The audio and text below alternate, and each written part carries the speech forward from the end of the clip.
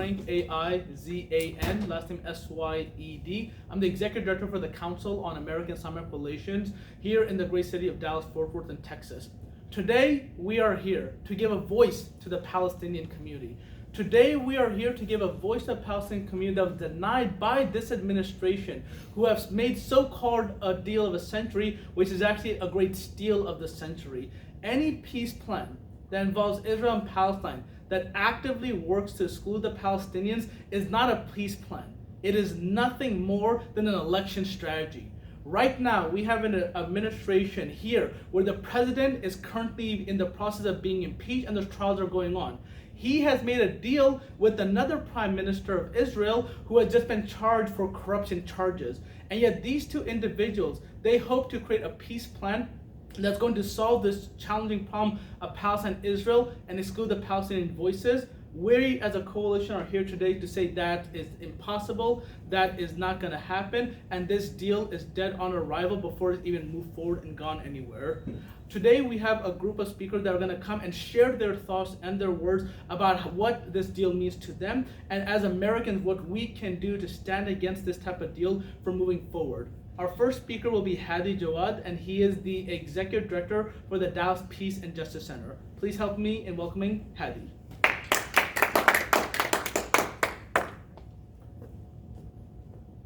Thank you, Faizan. On behalf of the board and the members and committee chairs of the Dallas Peace and Justice Center, we join local groups and hundreds of organizations nationally and internationally to unequivocally denounce the so-called deal of the century proposed by President Donald Trump yesterday as a fraudulent betrayal to liquidate the legitimate cause of the Palestinian people for a homeland. Fraudulent that it gives the government of Israel everything it has ever wanted, and it gives Palestinian crumbs that they're expected to receive with gratitude. Betrayal that the Palestinians have been let down time and time again by the United States, which purports to be an honest broker.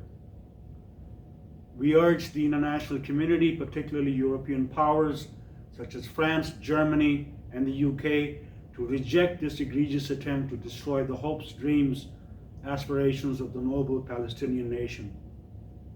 The irony that both Israeli Prime Minister Benjamin Netanyahu, who is facing criminal charges in Israel, and President Donald Trump, who is undergoing an impeachment trial in Washington, D.C., are pulling a diversionary stunt that might lead to Israeli and Palestinian deaths, escalate tensions in the Middle East and in the occupied territories, and further destabilize the Middle East.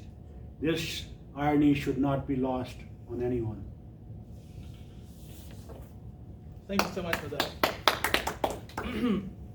Our next speaker will be Haneen. She's with American Muslim for Palestine, the Dallas chapter. Haneen? In the name of Allah, the entirely merciful, especially merciful. When the impeached president of the U.S. got together with apartheid Israel's indicted prime minister to put together a so-called deal of the century, what we got was a complete disaster and the theft of the century.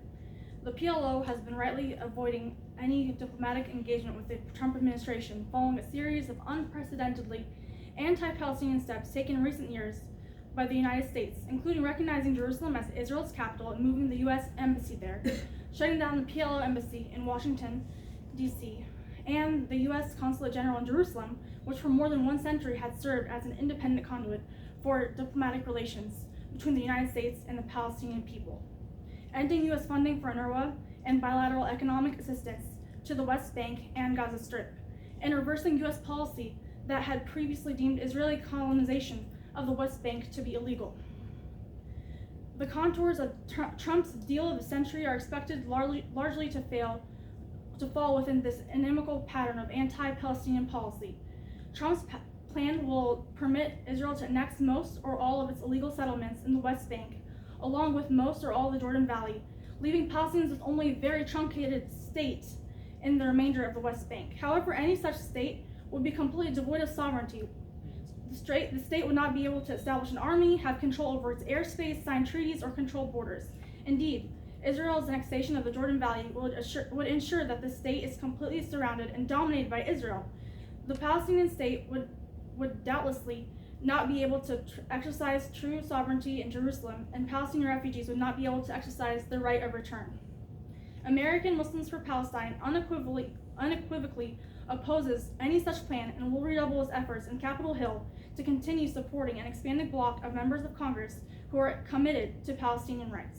And here I want to show this map showing a parallel between the South African apartheid, where they have these pockets of land for the Bantustans and the colored people to live on, and Israel, and how it has little pockets of lands for the Palestinians to be forced and oppressed on.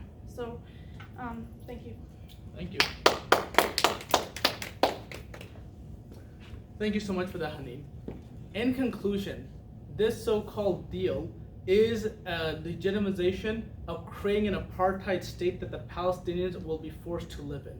This so-called deal undermines any hope of having a Palestinian state, which has been the goal and the aspiration of the Palestinians for the last 70 years. This deal is nothing more than capitulating to the religious right in this nation, who want to bring about Armageddon, who want to bring about the end of the world, and they are now leading the government in bringing this reality into light. This is not a deal that the Palestinians will get beyond. This is not a deal that any will work in any way.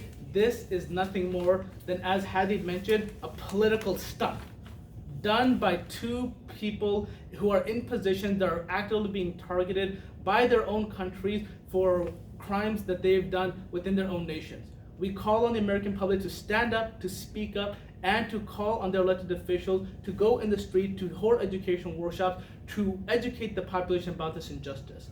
I invite everybody this Saturday, February the 1st, from 2 to 4 p.m. in downtown Dallas at the Daily Plaza, or the Grassy Knoll as otherwise known, to come for a protest that we will hold in order to bring a voice to the Palestinian community and make sure that this injustice is met with we the people. Thank you for coming. Have a great day. Goodbye. All right, excellent. Thank you guys. Thank you. All right.